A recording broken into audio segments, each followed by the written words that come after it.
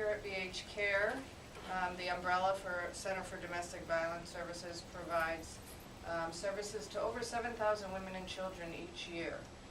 The services we provide include safe shelter, 24-hour hotline, court support services, and advocacy. We provide those services in the Greater Valley area, the Greater New Haven area, and the shoreline communities. So the quality of the people that we see on your end is just phenomenal.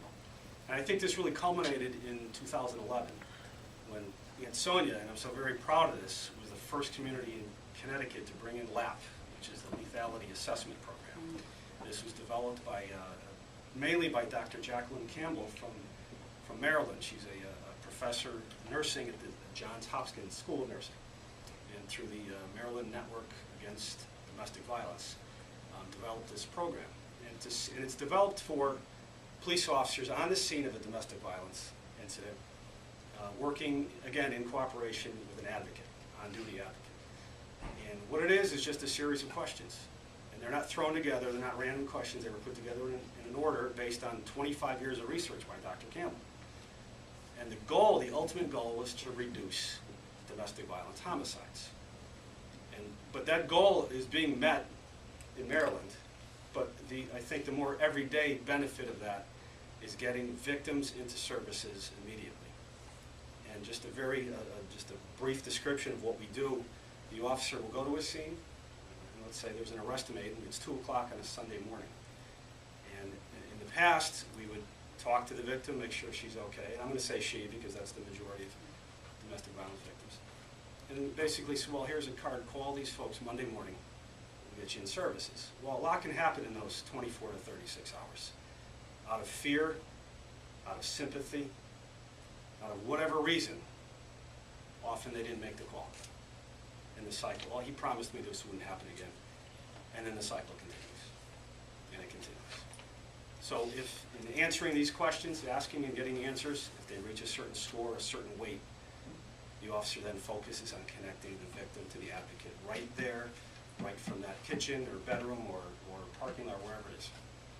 And the officer will call on their cell phone an advocate, a trained advocate who's on duty, on call at that point, exchange some information if the victim agrees, and then put the victim on the phone with the advocate and start services immediately.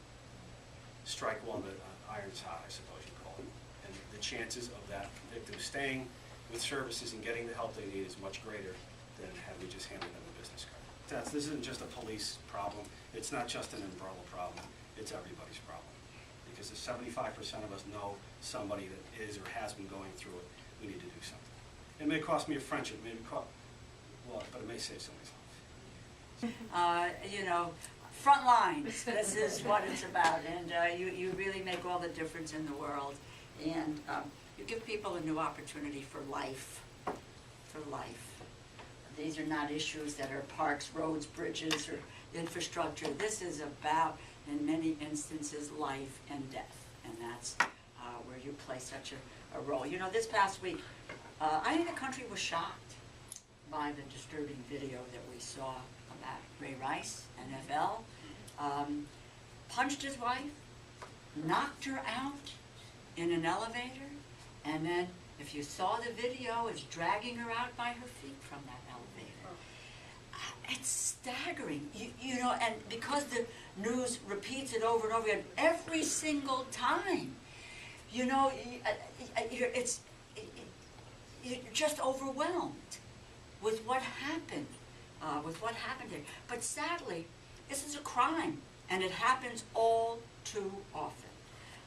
The week before, the Center for Disease Control released its 2014 National Intimate Partner and Sexual Violence Survey. I like numbers too, Chief. The details are important.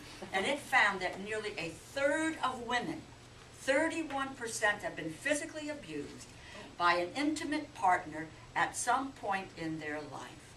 Think about it. 1 in 3. That's now. 1 in 5 women, 19%, have been raped. 21st century America, right now, 3 women die every single day at the hands of their husbands or boyfriends. If anything, Domestic violence often goes underreported. There's a conspiracy of silence around the epidemic.